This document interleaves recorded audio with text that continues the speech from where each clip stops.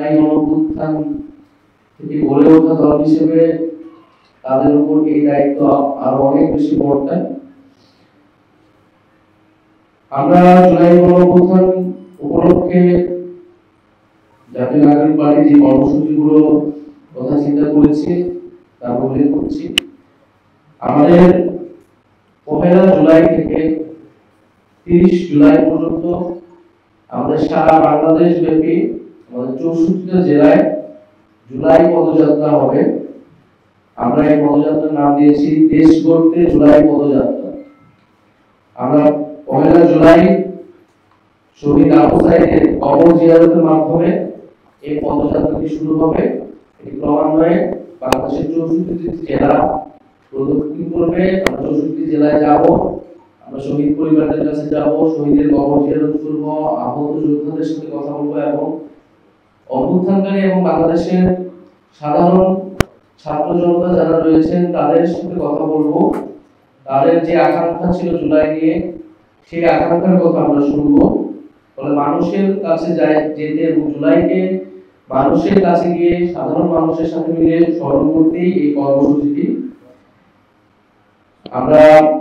আমি আবার বলছি, আমরা 1 জুলাই থেকে 30 জুলাই পর্যন্ত জাতীয় নাগরিক পার্টি এবং আমাদের অভ্যুত্থানের যে নেতৃবৃন্দ সকলে একসাথে এই পদযাত্রাটি শুরু করবে এবং সারা দেশ প্রদক্ষিণ করে ঢাকায় ফিরবে। ফলে আমরা এই জুলাই গণঅভ্যুত্থানের পরে যে আকাঙ্ক্ষা নিয়ে আমরা বলেছিলাম নতুন বাংলাদেশ, বাংলাদেশ 2.0, আমরা মনে করি সেই বাংলাদেশ বিনির্মাণের কাজ, রাষ্ট্র পুনর্গঠনের কাজটি এখনো চলমান। ফলে সেই দেশ গড়ার লক্ষ্যে দেশ গড়তে জুলাই পদযাত্রা এটি আমাদের ট্যাগলাইন। এর মধ্যে আমরা 16 জুলাই যেদিন শহীদ আবু সাঈদ শহীদ এই জুলাই গণঅভ্যুত্থানের প্রথম শহীদ এবং তার শহীদ হওয়ার মধ্য দিয়ে আমাদের যে জুলাই গণঅভ্যুত্থান শহীদের যে মিছিল, সেই মিছিলটি শুরু হয়েছে। ফলে সেই দিনকে আমরা বৈষম্য বিরোধী শহীদ দিবস হিসেবে পালন করব এবং সারা দেশে শহীদদের জন্য দোয়া মাহফিল এবং স্মরণ সভা অনুষ্ঠিত হবে। বৈষম্য বিরোধী শহীদ দিবস 16 জুলাই।